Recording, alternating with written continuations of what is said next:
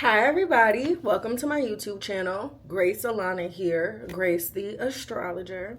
Welcome to 2026. It is January 3rd as I record this, and I'm just so excited for the energy of 2026. I feel like this is going to be a really good, productive year, and I plan on making 2026 my BITCH. Period. I'm glowing up. The word of the year is sexy. I'm trying to be sexier, and that doesn't mean just look better, but like I'm trying to be smarter. I'm trying to be healthier. I'm trying to be more put together in all aspects of my life. I would love to hear in the comments what you guys are planning and preparing for in 2026. And if you need a little bit extra help, I got you. I'm a professional astrologer.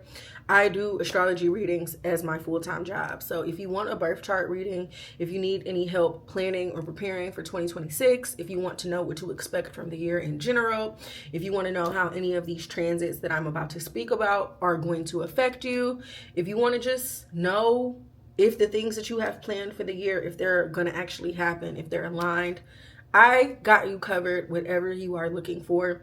moonroadmommy.com to book. The link will also be in the description. Now, that leads me to today's video. This video is going to be pretty long, probably the longest video that I've uploaded on my YouTube channel before. I have no idea how long it's going to take me to do this, but we're just going to get into it. This is going to be the 2026 forecast, and I'm going to be breaking down all the major transits of 2026 and what we can generally expect from them. Now, I'm not going to do horoscopes. Some of these transits already have horoscopes, like Saturn in Aries, Neptune in Aries, and Uranus in Gemini all have videos already on my YouTube channel, and those do have horoscopes and break those down. So if you want further detail about those transits, go watch those videos for the horoscopes. And then I'm also planning on doing horoscope videos for all of these. Honestly, I'm going to do a video about the eclipses on the Leo Aquarius axis. Jupiter and Leo will get a horoscope video. Everyone's going to get a horoscope video. So yeah. And then also in the description, I'm going to give exact dates for each specific transit because I wrote down some dates. I didn't write down the dates of the eclipses, but those will be in the description notes as well too. So the astrology of 2026, main themes are that I feel like Aries placements and Leo placements are really the main characters of this year because we have Saturn and Neptune both entering Aries, and then we have Jupiter entering Leo, but also the South Node will be entering Leo, and we're going to have eclipses on the Leo Aquarius axis for the next 2 years. So that's really where a lot of the energy for this year is going to be centered within those two signs, but everybody's going to feel something. These transits are going to affect all of us. Yeah, I also do want to keep in mind that some of the things that I'm saying are just going to be very general, mundane. When it comes to transits, and even when it comes to a horoscope and everything, like you have to take your own personal chart into consideration because Neptune in Aries is going to affect you differently. Like me, if you have 4 planets in Aries, it's going to do a lot. But if you don't have any planets in Aries, Neptune in Aries is just going to affect that area of your life. It might not necessarily affect too many other things or overlap or like blow up your life. So you always, when listening to horoscopes, when thinking about the transits and whatnot, you always have to take your personal natal chart into consideration. So the first transits of the year are Neptune is going to be entering Aries on January 26th, and it's going to stay there through 2039. And then on Valentine's Day, Saturn will enter Aries, and it'll stay there until April 2028. Now, we got a sneak peek of these transits last year because Saturn entered Aries and Neptune entered Aries, but then both of those planets ended up retrograding back into Pisces. So at the end of the day, cardinal placements at the early degrees are going to feel this the most. The cardinal signs are Aries, Cancer, I was about to say Sagittarius. Aries, Cancer, Capricorn, and Libra are the cardinal placements. And then next up, we have Uranus entering Gemini on April 25th, 2026. Uranus will enter Gemini. It's going to stay there through 2033. Same thing. Uranus entered Gemini last year, got through a couple degrees. I think it got to like 2 degrees, and then it retrograded back into Gemini. So you already got a sneak peak of this transit, you might know some of the things to expect. Some of the things with these planets that have entered the sign, they're retrograded back. Like you might have started something or dealt with something when it had its first ingress, and now that the planet is coming back, you'll be finishing it or furthering it, or whatever. And then Uranus and Gemini, the early mutable placements, are going to feel this transit the most this year. The mutable placements are Gemini, Sagittarius, Virgo, and Pisces. And then the north and south nodes are going to be on the Leo Aquarius axis from July 27th of 2026 to March 26th of 2028. The north node will be in Aquarius and the south node will be in Leo. And again, the eclipses are going to be taking place on this axis from 2026 to 2028. Wherever the eclipses are transiting for that 2-year period is where you can experience some of the most significant growth in that period, because the eclipses represent significant endings, significant beginnings and endings. The eclipses in general, that axis represents balance. It represents energy that's faded, things that are meant to happen, things that are very significant, drastic, and life-changing. So that Leo Aquarius axis of your chart, definitely very important. Now we're going to have eclipse season February and March of this year, and then eclipse season will always also be again in August of this year, because eclipses happen in 6-month cycles. We are finishing up the Pisces Virgo eclipses. So the eclipses in February, March, one of them is going to be on the new axis, the other one is going to be on the old axis. So we're wrapping up a cycle and beginning a cycle. And yeah, fixed placements are going to feel the effects of this the most through the next 2 years. So the fixed signs are Leo, Scorpio, Taurus, and Aquarius. And then also Jupiter and Leo will be affecting the fixed signs the most. Jupiter will be in Leo from June 30th of 2026 to July 26th, 2027.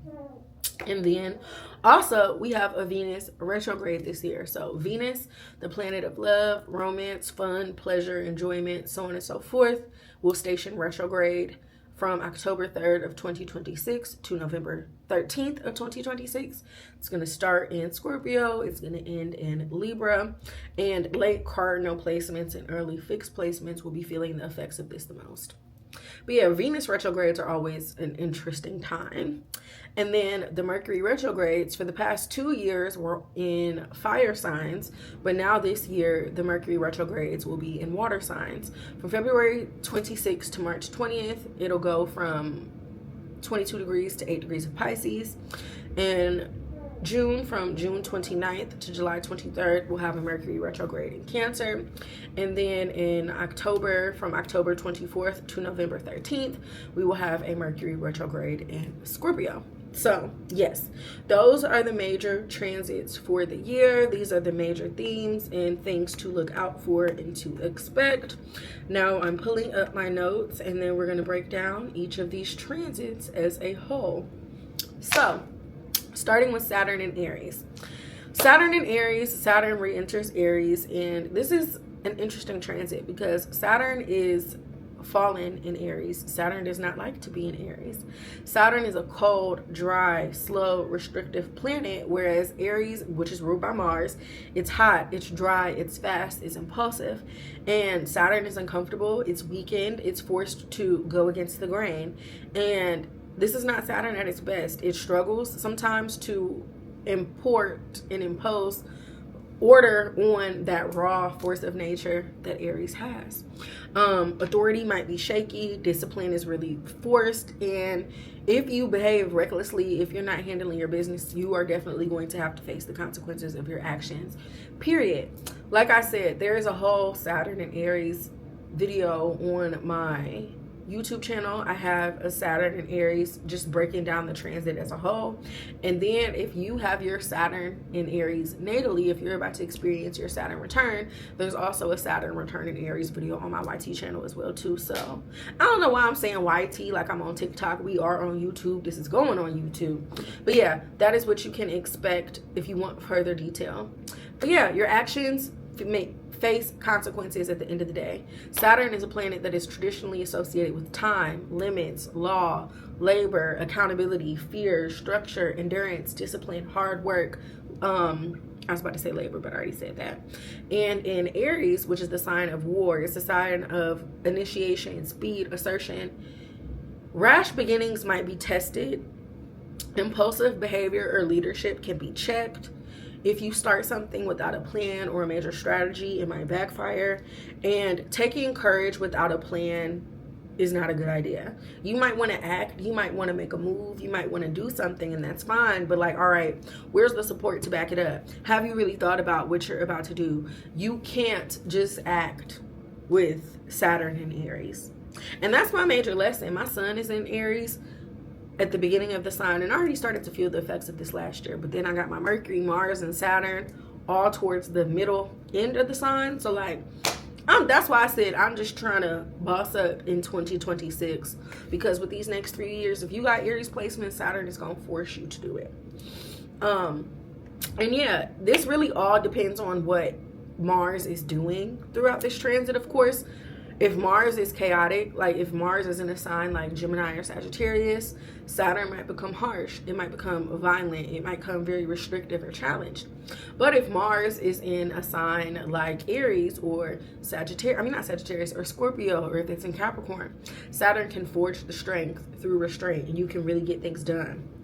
And historically and traditionally, this transit is associated with militarizations, crackdowns, authoritarian responses to unrest and resistance, violence resulting from people being impatient or having an ego. And then just on a personal, collective level, anger has consequences. Again, I really keep emphasizing that you have to think about what you're doing, but you have to think about what you're doing, because Mars is action and energy and assertion, and Saturn is consequences. Sit down before Saturn sits you down. I always say that.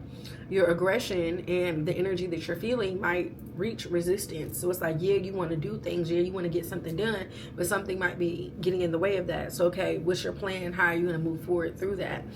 And if you're being forcive, if you're taking action without being controlled or really thinking about what you're doing or having a plan, it's not going to manifest into anything. Aries is a sign that's associated with pioneers, initiative energy, people who are trailblazers, trendsetters, people who start things. Aries is a sign that's associated with like rulership and leaders and being commanding. And Saturn in Aries will expose weak leaders. Hopefully something happens to the man in office. It can punish ego-driven authority, people who are being bossy or ruling or making decisions without actually thinking about things, but just doing it and taking power because you're in charge and you're the boss. So people got to listen to what you say. And it really rewards people who are leading and taking actions by example, but not being impulsive. And you're going to see during the next couple of years with Saturn and Aries, we're going to see the fall of impulsive figureheads. There's going to be increased scrutiny of those people who are in power. People are going to be very critical of who's in charge and what they're doing. And people who are posturing themselves as the strong man or the HBIC, or I'm the king, I'm the ruler, you might fail long term. Saturn doesn't care about confidence or what you want to do. Saturn really cares about competence and what you're going to actually do to get these things done, period. Time is really going to, Aries wants speed, Saturn says no. So when it comes to time and momentum, there might be some contradictory energy there. You might have some delays after you make a bold or brash announcement. You might start something, a project, a business, a plan. It might start off very fast but fizzle out or stall. Or you might find yourself being burnt out from overextension, taking on too much. So you have to be mindful of what you're carrying and what you're doing and how you're just harnessing your energy, period.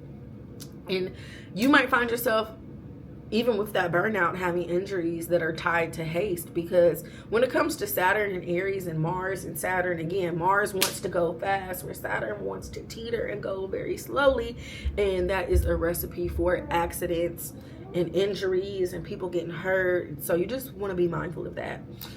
And I would say the main thing to really think about is like, slow, it doesn't make you weak. Going fast does not make you stronger or better. Like, patience and discipline and being strategic is really key here. Aries is a sign that's associated with the head, your vital force, your overall survival instinct. Aries can be associated with the body as a whole. And Saturn can bring anxieties about safety and security. You might have harsh realities about your physical limits because, again, maybe you think you can go, but Saturn sits you down. And you have to respect yourself and your body and its boundaries. Because, again, if you don't know when to stop or sit down, Saturn will force you to sit down. And it really does give crash and burn energy. And Saturn will sit you down, but it's not going to be nice. Like, this is the transit, like, damn, I've been working out 7 days a week and I haven't been resting and I haven't been drinking enough water and I don't stretch my body. So I go to the gym and I fuck myself up so bad that now I can't work out for 6 weeks. Like, this is the type of energy that Saturn and Aries brings. So you want to think about that. Now, Saturn is fallen in Aries. And it's so funny, like, somebody on TikTok the other day posted a comment on my page and they were like, well, can't Saturn be constructive? Yeah, but not really. Like, at the end of the day, Saturn can bring discipline, and Saturn can bring structure, and Saturn can bring success and authority and legacy, but that's after you've worked and you've labored and you've had a lot of challenges and you've had a lot of setbacks. Like, Saturn delays, it doesn't necessarily deny, but Saturn absolutely will deny. Saturn is still fallen in Aries, but when it's handled correctly, you can really have strong endurance. You can forge the endurance to get things done, and it's not a guess or an idealization about what you can do, but you know, like, I actually absolutely have the willpower to do this thing. Hold on, my friend's calling me from jail, BRB. Okay, I'm back, y'all. So yeah, like I was saying, when Saturn is handled correctly, you can earn your courage. It's like, all right, yeah, you're being courageous, yeah, you're being bold, and you're stepping towards something, but it actually makes sense. You can actually back up and support the ways that you're feeling. The discipline that you have can turn that raw anger, that impulse, that drive into a strategy, into a plan. And fighters get stronger. You become a general. You become a leader instead of crashing out and just doing anything. Saturn in Aries makes people more disciplined. It makes a disciplined warrior, not the reckless warrior. And at the end of the day, it's a great time to get planned and strategized about what you want to do and the actions that it's going to take to get you there. Saturn in Aries punishes impatience. It's a time to slow down and really think about what the fuck you're doing. It tests your courage, your faith, authority, and leadership. It exposes false strength. It demands that you are restrained before you take action. And it can turn an I want type of energy into like, all right, I'm about to prove to you that I want this. Here's how I'm going to do it. It's not about confidence or assertion, but it's more so about control and stability and longevity. Yeah, like I said, Saturn don't like to be in Aries, but we got to deal with it. And then that leads me to the next transit, Neptune in Aries. So Neptune in general is a planet that has a diffusing, a dissolving, a very destabilizing energy. It makes things cloudy and confusing and mystical. It really erodes boundaries. And it can be confusing. It can be obstructing. It can be intoxicating. Like, I feel like Neptune just puts a cloud over everything that it touches.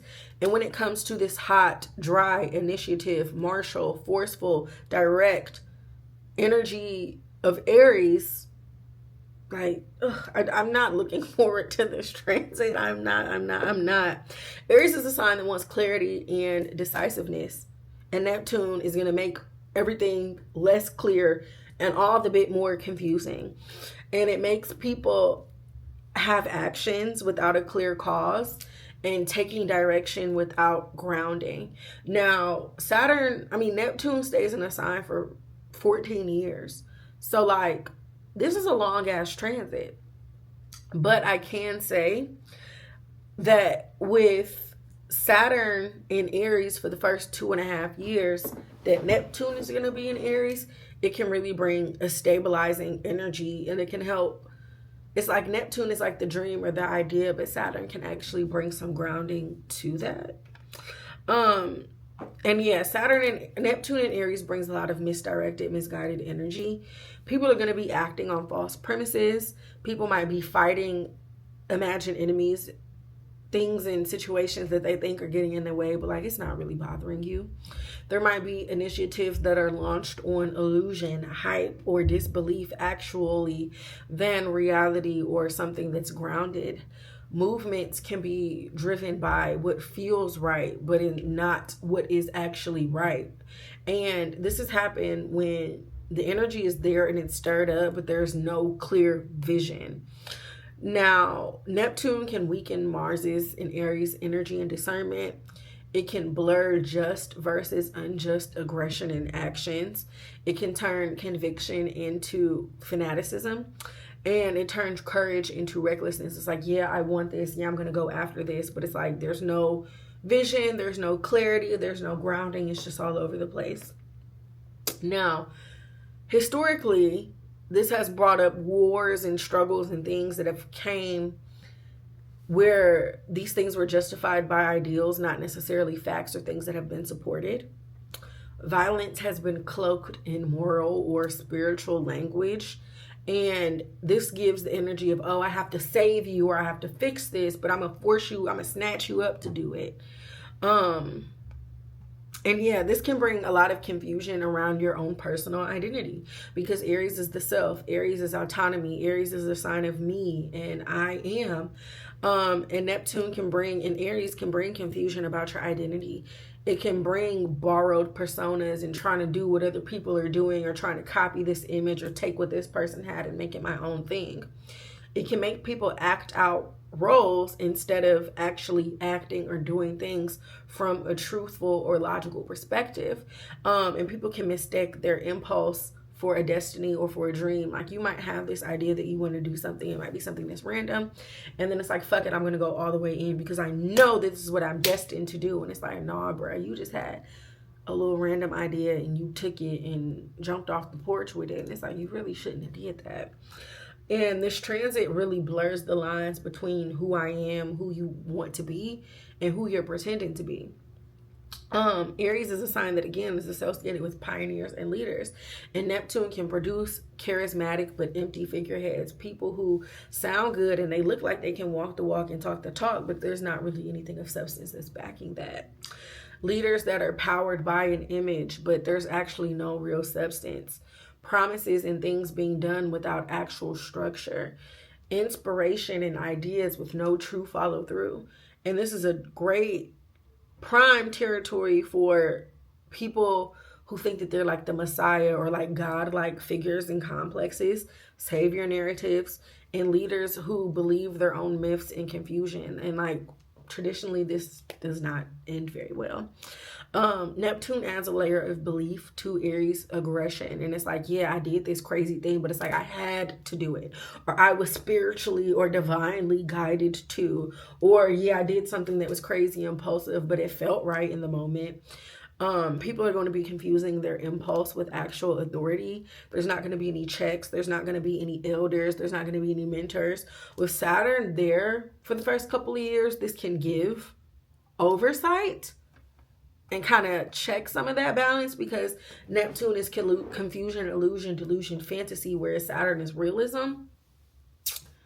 I don't like this transit. I think I even said that when I made the initial video about this transit. Like, this is just not something that I'm necessarily looking forward to. But when used properly, this transit can definitely inspire courage that's rooted in compassion.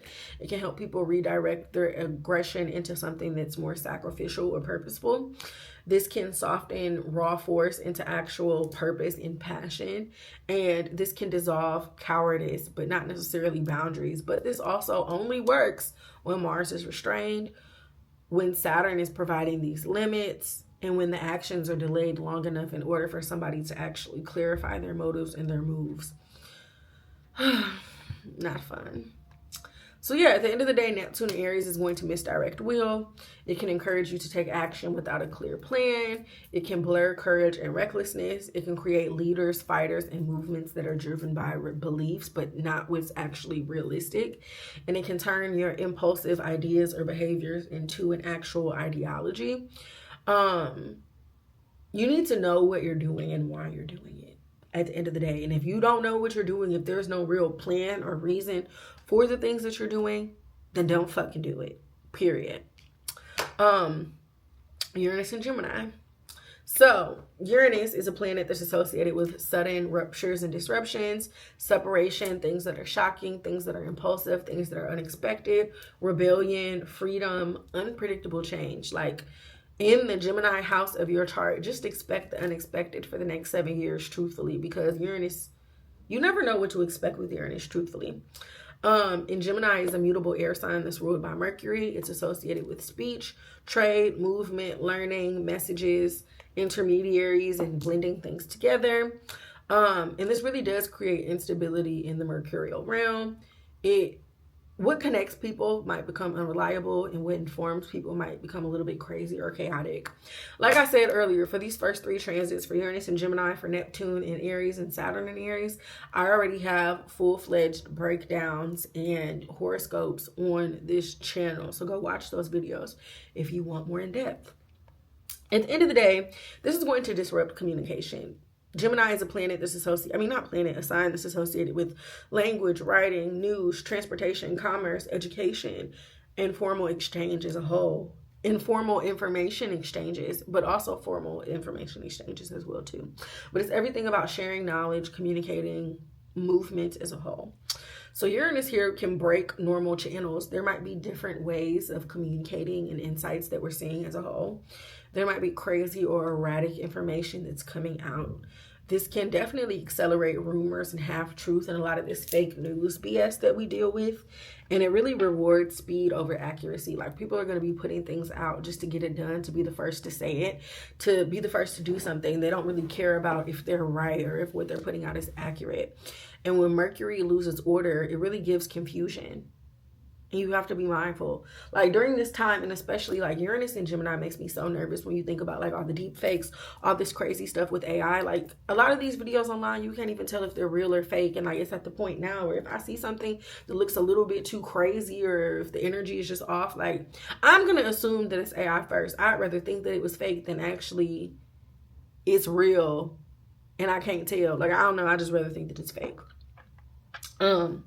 So yeah, Uranus and Gemini can override Mercury's logical energy. It can favor shock over what's actually coherent. It can encourage people to be clever or witty without actually being smart or logical with that. And it can definitely promote novelty, what's fun, what's exciting, what's stimulating over truth and what's actually realistic. People are going to be talking faster than they can think. People are going to be speaking without accountability. They're going to be using knowledge, but the knowledge is not going to really be rooted or grounded in anything. And yeah, people might be smart or intelligent or sharing knowledge, but like, where's the ethics?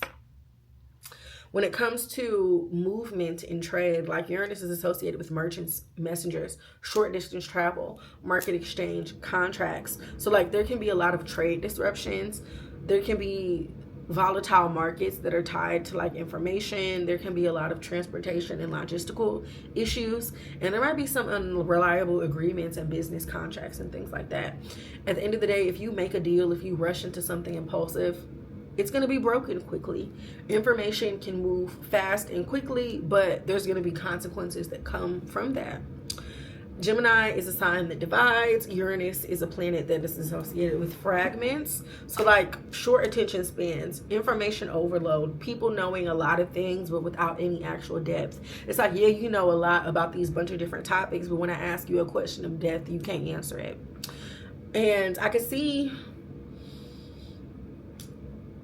a disconnect when it comes to long form thinking. Like, and even now, like, people's attention spans are so short. It's hard to garner and capture attention. And it's really going to favor bits over systems, opinions over doctrine, and cleverness over actual mastery. So like, in a time like this, like, if you actually know something, if you've actually built something up, if you actually established yourself in some sort of way, or you know something, you can become an expert. You can become a figurehead. You can become a leader. Like, I could see this working well in that perspective. Gemini is a sign that's associated with discourse and communication. So like, Uranus here can split narratives.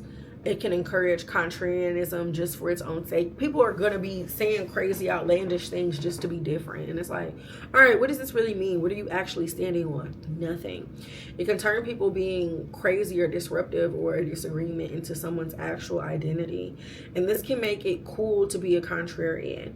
Truth becomes situational, it becomes flexible, and people can be more focused on entertaining other than actually being reliable. This is going to weaken social cohesion because the shared languages that we have within each other are going to be broken down. There's going to be a lot of changes in like technology and how people are learning, because Gemini can be associated with like young people, students, early education, skill acquisition. There can be the devaluation of traditional institutions, and I even think we're seeing that now. Like, even when it comes to like the degrees, people aren't thinking or taking degrees as seriously.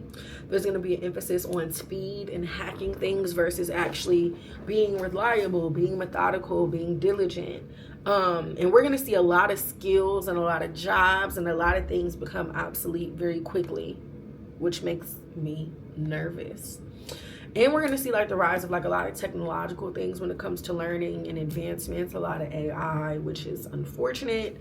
I think that there's pros and cons of using these things, of course, but again, Uranus is unexpected. Uranus is chaotic. Like, it's not the best or easiest energy there, I'll be honest. But positive ways to handle this energy. There can be a lot of innovations when it comes to communication. Like, I think we're going to maybe see different social networks. I think we're going to see different ways of communicating and staying in contact with our loved ones and the people that we know and care about. There's going to be new ways of learning and teaching and information exchange. A lot of problems and things that are going on, people are going to be able to find quick solutions to. And when it comes to old or outdated intellectual systems, the education system, I think that we're going to be breaking free of stagnancy in those areas. But without, and again, this all depends on Saturn because Saturn rules Uranus, but like without this, ideas can outrun responsibility, speech and words can cause damage, and knowledge can be destabilized in society instead of actually serving it or making us more productive. Because at the end of the day, the more that we learn, the more resources and accesses that we have to certain things. You would think that this would make us smarter. You would think that this would make us better and more efficient people, but it doesn't necessarily always work like that. Now, next transit, let's talk about the eclipses and the nodes on the Leo Aquarius axis. So we have the first, like I said, eclipse in this axis, I think in February. Yeah, I think we have the first Aquarius eclipse in February. So something that we're going to be dealing with. But this puts the North Node in Aquarius, the South Node in Leo. And traditionally, the North Node is increased. It amplifies things. It represents excess. It represents growth. It can become unstable and insatiable. And the South Node represents a decrease. It represents depletion. It represents loss. It represents something that's draining something and something that's weakened.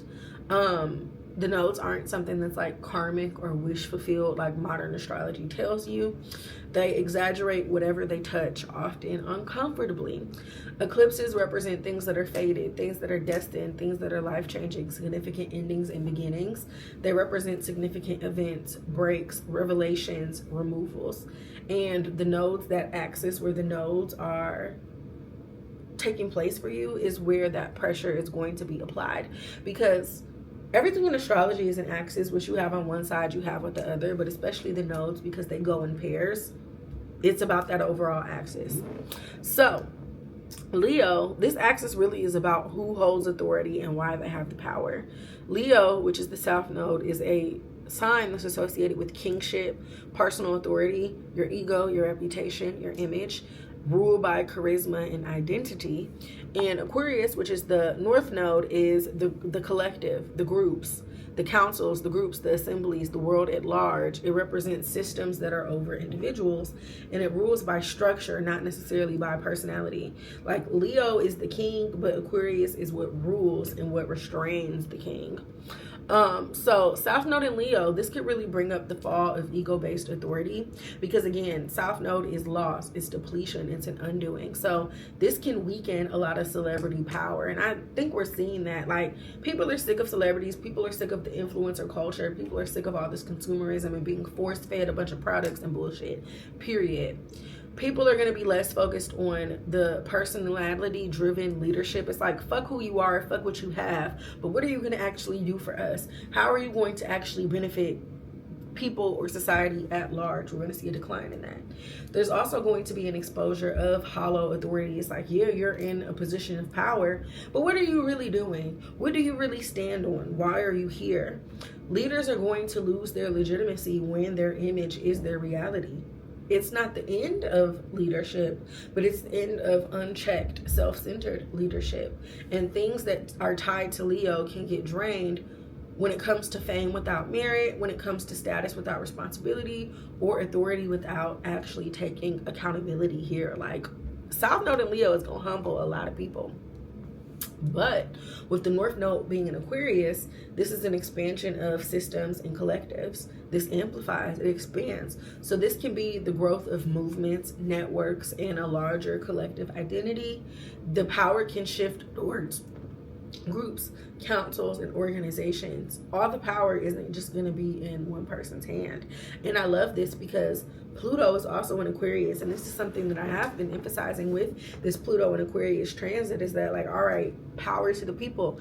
Every time Pluto is in Aquarius, we have rebellions, we have revolts. The last time Pluto was in Aquarius, we had the Haitian Revolution, the French Revolution, the American Revolution. So just think about that. I don't know if I said this is my bullet point, but decisions are going to be made by systems rather than just one single figure that's in charge. It's like, all right, it's not just about what you want or what you think is best, but let's ask society as a whole. Let's poll people. Let's put people together to actually make larger collective decisions. Now, the North Node increases, it doesn't necessarily perfect things, and this can also lead to a rise in the mob mentality, a lot of bureaucratic overreach, dehumanized systems, or the power being diffused so widely that nobody's accountable for anything. Nobody's actually in charge. Aquarius can gain the power, but it doesn't necessarily have the wisdom with that. And at the end of the day, these Leo Aquarius eclipses are very public because Leo is a sign that's associated with the public, fame, a lot of attention, spotlight, recognition, so on and so forth. So we're going to see the sudden rise and fall of a lot of public figures over the next couple of years. A lot of people whose reputations are changing. The loss of influence for those people who overly identify with their image, and the exposure of who actually is in charge, who actually holds power versus who's performing, who's faking the funk, what is performative. And a lot of times, like, eclipses in Leo especially can threaten rulers, elites, and figureheads. This can undermine visibility, prestige, and honor, and it can signal a lot of leadership crisis. This, with the other transits of like Saturn and Aries and Neptune and Aries and Uranus and Gemini, like, all of this happening together is crazy as hell, I'm not gonna lie. Leo is ruled by the sun, Aquarius is ruled by Saturn, and this really gives vitality versus restraint, ego versus structure and law, identity versus structure as a whole, and Saturn wins long term. So the message of this axis and these eclipses overall is like, the personal must submit to the system or you're going to be taken out. Leo is a sign that's associated with your self-expression, creativity. And the South Node here can drain excess indulgence. Like, Leo is associated with things that are nice, luxurious, fun, enjoyable, entertaining. This can get rid of things that are hollow spectacles. Like, all right, where's the substance? Where is the substance? And Aquarius can really redirect some of this energy towards utility, towards purpose, functional things, a collective relevance. Fun and things that are exciting without actual purpose loses support, period. And we have to be mindful because potential distortions of this axis, because again, the eclipses represent extremes, we might be erasing an individuality over the name of the collective. People might be shamed when it comes to their confidence or their leadership. Oh, everybody's doing this. So the fact that you are doing that, you're wrong. And it's like, no, you're wrong. It's just like, I don't have to do what everybody else is doing just because y'all want to do it. People might be treating what is unique or different as somebody being selfish, and cold systems might replace human judgment. And at the end of the day, really balance between yourself and the collective systems of power versus what everybody else wants. Okay, so the next major transit that we have of the year is Jupiter in Leo. So this brings a very contradictory energy to the Leo part of your chart, honestly, because whereas the South Node we just talked about represents a decrease, it represents a delay, it represents getting rid of something, letting go of something, a decrease in energy and efforts. Jupiter is expansive, Jupiter is positive, Jupiter is a benefic planet. So like you might have to let go of some things or have some setbacks or have some losses in that Leo area of your chart, but it's like, all right, you're letting go of some things, but you're also going to have some positive experiences that come as well too. So like, let's say for example, Leo is in your second house of money.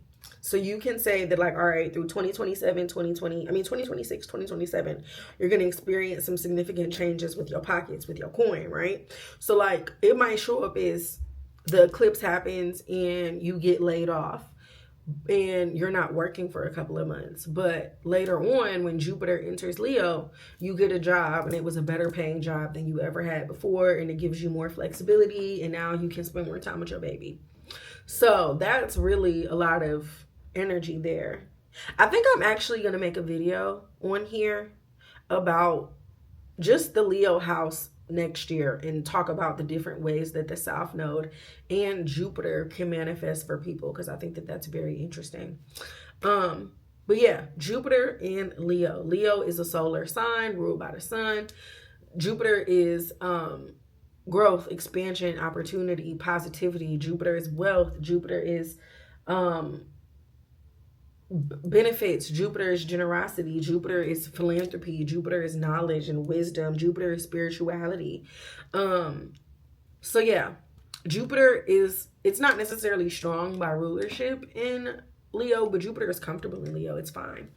So yeah, like I said, Jupiter expands whatever it touches. So like Jupiter in Leo can bring growth around leadership, recognition, prestige, honors, visibility, fame, and reputation as a whole. Jupiter in Leo can like enlarge the throne, whether the ruler deserves it or not. And I know that like a lot of things that I'm saying with these transits are contradictory, because I just previously said people are going to be getting rid of things with this energy with Jupiter in Leo. Like it brings both. A lot of times if you have a positive and a negative planet or placement in the same house, it's not just, oh, this is going to be good or, oh, that's going to be bad. Everything in astrology is subjective. And when you have contradictory energy in a house with transits, it's going to be both.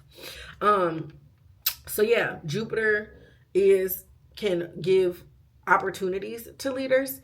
It can strengthen centralized authority. It can give increased loyalty to leaders as well too. And this can encourage a reverence for these people who are in power. But again, it overdoes it. So there's going to be inflated egos, leaders who are untouchable, excessive indulgence among the elites and people who have power, and people who think they're too big to fail, because a lot of times you will fail. And again, that South Node might come through and snatch it all away. Because Jupiter's blessings and opportunities can definitely become dangerous when unchecked, and they can quickly become unchecked in Leo. Jupiter is associated with the law, ethics, judgment, moral authority. And in Leo, leaders can be treated as moral symbols. The public opinion can favor confidence over certainty, and people who project authority can gain trust, even if this happens fast or people don't really know what they're talking about. And this can really legitimize power quickly. It can reward confidence over competence, and it can blur charisma with righteousness. So again, Leo is luxury and display and things that are exciting, entertaining, grand, large, luxurious. So this can make people spend more. This can make people have increased patronage and want to give things to people that they support. A lot of lavish celebrations, grand gestures, a lot of public generosity. So this is a great transit for extravagance as a whole. excessive confidence when it comes to resources and taking risks that's fueled by positivity and optimism. Jupiter can give, but it expects wisdom and truth in return. And again, if you don't have the strength, you're not going to get that abundance that you want, or you can get the abundance, but it's all going to be wasted. Jupiter is justice. Leo is your personal authority. So like, we're going to see the law bending around powerful individuals. Justice can become selective. Leaders might be treated as the exception, and reputations can influence judgment. And this can strengthen the righteous or protect the people who don't deserve it, unfortunately. And yeah, at the end of the day, like, it's a really good time to just expand that Leo energy of your chart. So like, if Leo is in the 4th house, this could be a really good time to, you've been eyeing that $4,000 couch, you really been thinking about it, buy the $4,000 couch. Or you might renovate your home. Or if Jupiter is in your 5th house, you might decide that you want to go crazy with a creative project and just go all the way in. Leo is a sign that's associated with performance, celebration, spectacles. So Jupiter here can elevate entertainers, public creators, cultural icons, figures that are tied to positive things. And even when we think about like social media and like influencers, like I think we're going to see the rise of different types of influencers, but people being celebrated for the things that they're doing, people making grand displays of themselves. But I don't even think it's gonna be the big fancy people with a bunch of money. Like I could see, again, Leo being very self-oriented sign. I could see people wanting to celebrate themselves and put themselves out there, which can lead to more people who are not the most person with all the followers or the big following or a bunch of clout. But we'll see the rise of like smaller influencers or people getting more comfortable with asserting and putting themselves out there online. But again, Jupiter can bring overexposure, a lot of hubris here, and the fame outpacing the substance. So you want to be mindful of that. And at the end of the day, positive ways to use this can definitely produce productive and magnanimous leadership. This can encourage people to be very generous with their power. This can reward a lot of courage that's paired with wisdom. And this can inspire confidence that serves other people as well too. It really is going to inflate authority, visibility, and status. This rewards confidence, leadership, displays putting yourself out there. But you don't want to be arrogant. You don't want to be excessive. And you want to still keep your morals in check. And you can have blessings and opportunities, but remember to just think about the consequences of the actions and the things that you're doing. Now, Venus retrograde. Again, Venus is going to be in Scorpio, and then it's going to retrograde back to Libra, which brings a very contradictory energy because it's going to go from its detriment, which is the worst place for it to be, to its domicile, which is the best place for it to be, which is very important when you think about how this retrograde is going to affect these different parts of your chart. Typically speaking, when a planet is retrograde, it makes the energy that's associated with that planet be expressed in a different, more chaotic type of way. When a planet is retrograde, it loses its forward momentum. It turns more inward, introspective, or it doesn't move backward, but that expression of that planet or those themes can appear to be a little bit wonky, or they can be a little backwards. You might find yourself revisiting unfinished matters. Things can act out of sequence, and this can really produce a lot of delays, reversals, or reassessments in that specific area. So for Venus specifically, a retrograde period can traditionally signify that there's a withdrawal of pleasure. There can be a reconsideration of your relationships and the people that are in your life. There might be a disruption when it comes to overall harmony or positive things in your life. There can be a disruption when it comes to money or even your desires or the things that you want as a whole. And old people or old bonds can resurface. Like people, it really irritates me that people talk about, oh, Mercury retrograde is going to bring your ex back. No, it's not. It's Venus retrograde. Mercury is communication and conversations and things like that, whereas Venus actually is the planet that represents people and relationships and sex and love and all of the things. So this can be a time, yeah, your ex might pop up, but this does not mean you get back with her. This means think about why that bitch showed up again, and think about how she cheated on you with your cousin and stole your dog and slept with your brother too. Think about that. Retrogrades are a period to review, to plan, to strategize, to think about things in a different perspective. So yeah, it's not necessarily about attraction increasing if people are popping up or things are going on within Venusian relationships, or I'm not Venusian relationships, but within the Venusian realms of your life. But it's more so about evaluation of your relationships and what are you doing with your money, or like what do you really desire or want out of life. So yeah, with Venus starting in the sign of its detriment, Venus does not like to be in Scorpio. Venus in Scorpio struggles with trust, balance, reciprocity, and peaceful exchanges. And it can emphasize control, a fear of loss, a lot of power dynamics in relationships, a lot of emotional debts, things that are being carried. And there can be attachments, but these attachments are through intensity. And during the Scorpio portion, you might notice that like relationships are becoming transactional, your desires might be mixed with resentments, and your love can be tested through crisis or crazy things.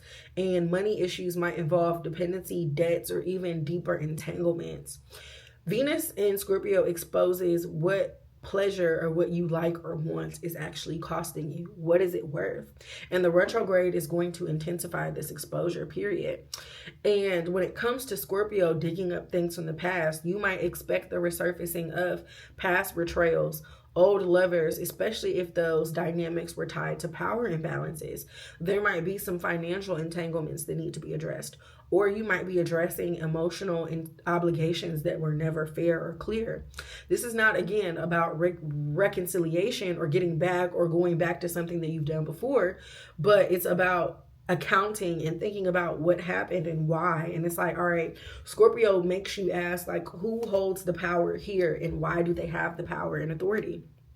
And when it enters Libra again, and this is interesting because it already went all the way through Libra, and then it went to Scorpio, but now it's going back through Libra again. And again, this is Venus's domicile, so it's positive, it's operating at its best capability. And this retrograde in Libra, it regains its strength, the judgment becomes clearer, the balance can become the main goal again, because at the end of the day, Libra is the scales, and the reciprocity is going to be emphasized more than the intensity. And Venus can move from survival-based attachment to an actual principled relationship. Again, this is renegotiation. It's not going to be romance and love and all these frilly, exciting things. You might be revising contracts. Agreements might be rebalanced. Commitments can be questioned, and fairness and what reciprocity means to you can actually be redefined. This can bring relationship negotiations. This can be a reassessment of your friendships and your social ties. Yeah, I've been a part of this knitting club for 10 years, but I don't really like the way that it's going. There might be some legal or contractual revisions that have to take place. And there can even be a broader awareness of where compromise might have been self-betrayal, or it's like you did this to keep things copacetic to make everybody else happy, but really you're fucking miserable because of it. And you have to ask in the Libra sign of this, all right, is this equitable, or is this just familiar or safe or comfortable? Venus is a planet that's associated with agreements, trade, contracts, social harmony. So Libra here can bring up themes with the law, ethics, balance, mutual obligations. The retrograde here can expose unfair deals. It can reveal who's benefiting more from a situation. It might delay some financial resolutions, or this might cause you to renegotiate the terms of a relationship or the terms of a situation, anything. This is not necessarily the transit that's going to bring you the most growth, but you can rebalance and really reevaluate and really restructure, which can lead to that growth further down the line. And this retrograde really tells a clear story. The Scorpio phase will make you ask, like, what am I attached to? What am I afraid to lose? Where am I giving my power away? Whereas that Libra sign of the retrograde is going to make you ask, is this fair? Is this reciprocal? Does this align with what I want or the actual principles and my values? And you can find some clarity in that Scorpio area of your life when that retrograde goes back into Libra. So again, I wouldn't necessarily advise you to get into a new relationship during a Venus retrograde, especially if this is just based on something that you want. There's no real foundation. Think about your financial commitments. It's not necessarily the best time to make a major purchase, or to, especially if it's something that's related to like emotions or something that you want or desire. don't make any revenge-based decisions. Oh, this person hurt me, so now I'm about to go fuck his brother. Like, girl, relax, sit down. Romanticizing the past is also something I wouldn't necessarily advise people to do. Venus retrograde doesn't necessarily reward longing or pining, but it rewards discernment. And yeah, at the end of the day, this might bring up power imbalances when it comes to love or money. The Scorpio energy might dredge up emotional and financial debts, whereas Libra can demand fairness, reciprocity, and balance overall. If anybody pops back, it's a situation to judge, not necessarily to indulge in. And your desires might give away to like what is actually important, what needs to be done. And it's not necessarily, oh, rekindle this flame or start something new, but like, does this really deserve to continue? Does this person deserve to be in my life? Is this actually something that's productive and beneficial or supportive for me? Yeah. And then lastly, let's talk about these Mercury retrogrades in water signs. So we're going to have retrogrades in Pisces, Cancer, and Scorpio this year for Mercury. Typically speaking, a Mercury retrograde brings up messages that are failing or reversing. Agreements can be stalled out. Information might be incomplete or misinterpreted. Decisions that are made too early or hastily won't be solidified, and the mind turns backwards. You're thinking about the past instead of thinking about the present or the future. It's not necessarily chaos, but it brings misalignment between intention and outcome. Mercury is speech, writing, trade, commerce, calculation, interpretation, judgment, travel. And a retrograde can make you bring errors through haste or assumption. Now, water signs are cold and wet. They're receptive, they're subjective. They're concerned with memory, emotions, intuition, instinct, and continuity. And Mercury likes to be in air signs. It likes to be in earth signs. With Mercury being in water signs, it brings emotional energy to the decisions that we're making and the things that we're doing. And a Mercury retrograde can definitely, especially in a water sign, make information become emotional, distorted, or remembered incorrectly. Emotion is definitely going to override reason. With Mercury retrograde in a water sign, feelings can replace facts. Your memory can override which actually is true, what the evidence is in your face. And you can make assumptions based on a past experience. Communication might be indirect, it might be passive, it might be withheld. Water absorbs, it does not necessarily transmit things clearly or cleanly, so the messages are not traveling straight. They're seeping, they're lingering, they're mutating. When it comes to memory, the past, and also misremembering, because water again is associated with the memory, old conversations can resurface. Past decisions might have to be relitigated. Emotional history or things that are comfortable to you might cloud your judgment, and you might find nostalgia influencing your decisions or your logic overall. You might confuse something for what the situation felt like with what actually was going on. And you might be rewriting the past to justify something that you presently have going on. Mercury retrograde in a water sign can definitely distort recall. Secrets, silence, omission, water signs are private. Information can be withheld. You should expect silence to come when you really want an explanation.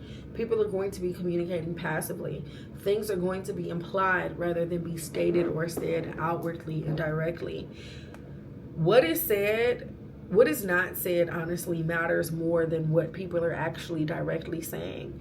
And at this time, a misunderstanding is not necessarily going to come from somebody lying directly, but it's going to come from something that was not ever really clarified to begin with. Mercury again is trade. So Mercury retrograde, when it comes to commerce, money, trades, negotiations, agreements can be emotionally motivated. Financial decisions can be tied to fear, guilt, or a sense of loyalty. The terms might be misunderstood or they might be vaguely defined, and people might agree to things because it might be right or feels good in the moment, but you might find yourself regretting it later once you actually think about it or once you actually remove the emotions from that situation. This is a poor time for binding contracts, making emotion-based purchases, or doing things or making a decision just to keep the peace. Water pulls Mercury inward, so this can make people overthink, ruminating over things, anxiety loops, a difficulty in verbalizing your thoughts, and thinking about speaking and actually speaking.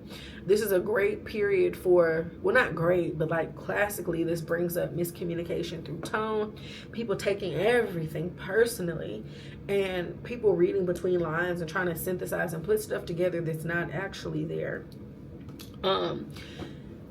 Multiple Mercury retrogrades. If you notice again, Mercury retrogrades are in the same signs for the year. So like this really amplifies the themes of repetition.